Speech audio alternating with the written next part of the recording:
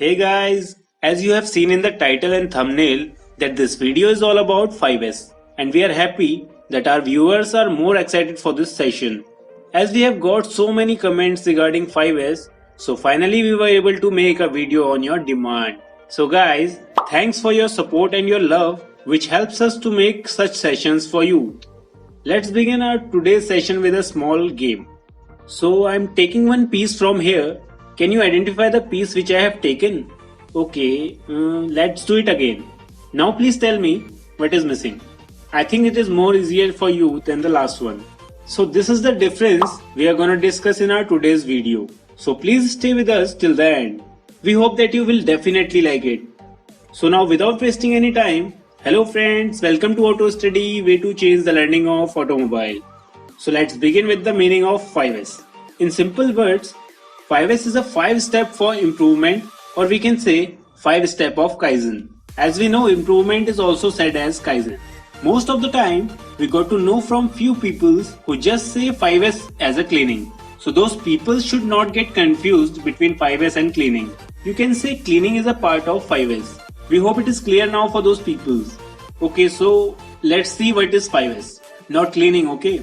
So basically 5S is a Japanese system which helps in a better management of workplace.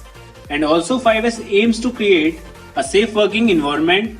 Secondly is to produce good quality products. And at the last is to achieve maximum efficiency.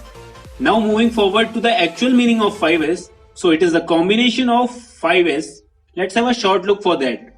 So here the first S is Siri, which is a Japanese word and it means sort out, or we can say segregation.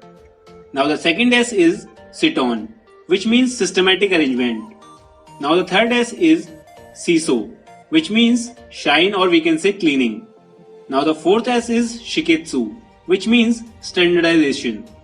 Now the last S and the fifth S is Shitsuke, which means self-discipline. Now it's time for the brief description of all the 5S. So let's start with the first one, which is Siri.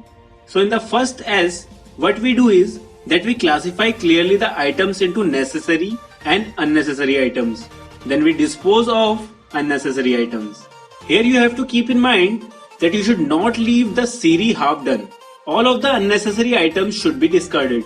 Also, Siri includes a red tag movement, which states that at the beginning of each month, put a red tag on every item. And during the month, remove the red tag when item is used. And at the end of the month, decide whether the item with red tag is necessary or not. So these are the key concepts of Siri. Now we will tell you that how to implement Siri in your work location. So your first step is classification. You have to classify into the necessary and unnecessary items. After this, the next step is to discard. Keep only if any possibility to use. Otherwise discard the unnecessary item. Now the third and the last step is positioning. You have to decide where to use, where to place, and how many and how to place.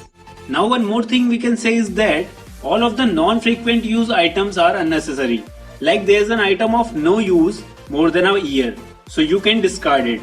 Now you have an item which can be used within 6 months to 1 year, so you can keep that item in a far distance. Now the next is item used within 1 to 6 months. Here you have to collect the item and keep in one place of shop floor. Now an item is used in every week, so you have to keep that item within a work area. Now the next is used in every day, so you have to keep that item in that particular state, so you can do easy picking and easy return and a clear classification. Now the next is item is used in every year, so you can place that particular item within the arm's length. Like the items of right hand operation should be placed on the right side, and similarly with the left one also. Don't take these steps as a standards, okay? It's just for the reference only.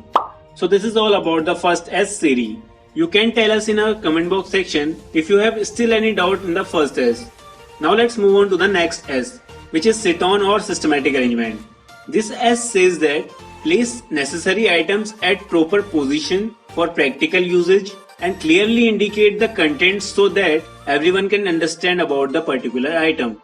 Let's understand with the question. When you ask someone to bring a hammer, how long can you wait without getting mad? How long is your patience? 5 minutes, 2 minutes, or 5 seconds? Here we bring you a 30-second rule which says that you must arrange your toolboard so that you can get any tool within 30 seconds. I hope now it is understood very well. Now let's see how to implement systematic arrangement. So as we have told you in Siri that you have to decide where to use, where to place, how many and how to place an item. So in systematic arrangement, we will see how we implement these points. So the first is where to use. It says that you have to clarify the purpose of use and the place of use. Secondly, where to keep. It says that the place of items near to the place of use. Now the third point is how many. This point states that you have to decide the maximum and the minimum quantity of the item.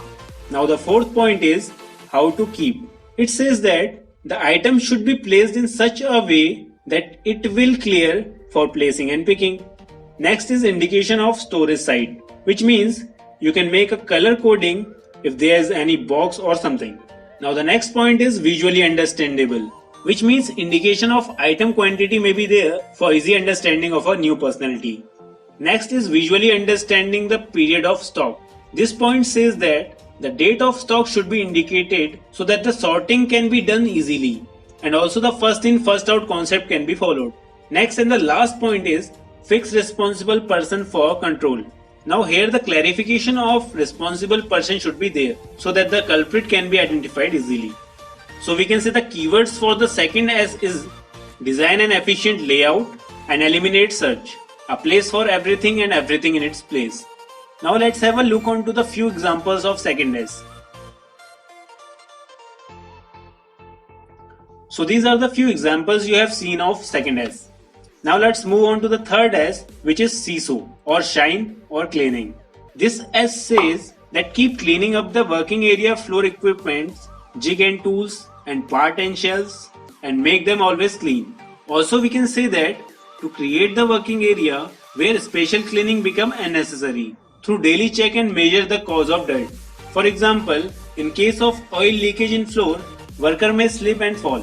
It may cause an injury. And it also increases unnecessary cleaning and waste of money as manpower and time is required. So the keywords for the third S is keep things clean plus inspection and you have a caring attitude.